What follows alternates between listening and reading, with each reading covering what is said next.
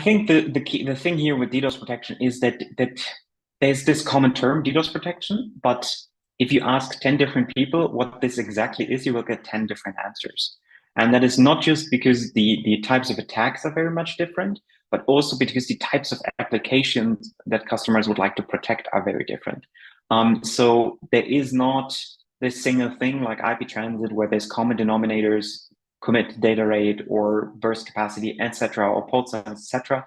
But there is a highly individual requirement on the customer side, and there is different types of attacks on the other.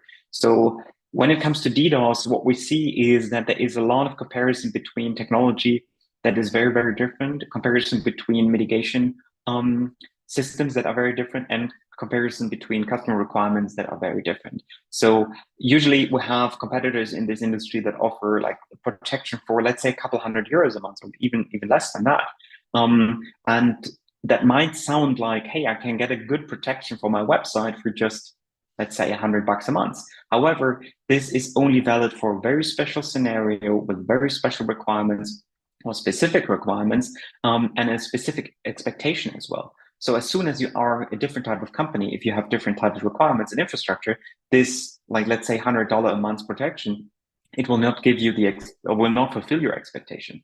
So pricing here needs to be transparent on one side, but also it needs to be very clear about what are the expectations and what is the infrastructure to be protected. And that is why we try to make our model as transparent as possible, as clear as possible to understand, and then put a price tag on that reflects the expectations and the infrastructure that the customer is being able to protect and work with. And I think this is key here. And also this is what I would tell everybody that asks me, what type of DDoS protection do I need? The answer is not just yes. The answer is complex in terms of understanding what the customer wants. However, I think if we can create more transparency about what the offers that are out here in the industry can do actually, I think that will be very helpful for everybody. So that's why we are trying to be transparent and clear. Yeah, this is also why there's a specific group where our DDoS offering is the perfect one. And there's also another type of group where maybe ours is not the perfect one. So this is why we take the time with the customers.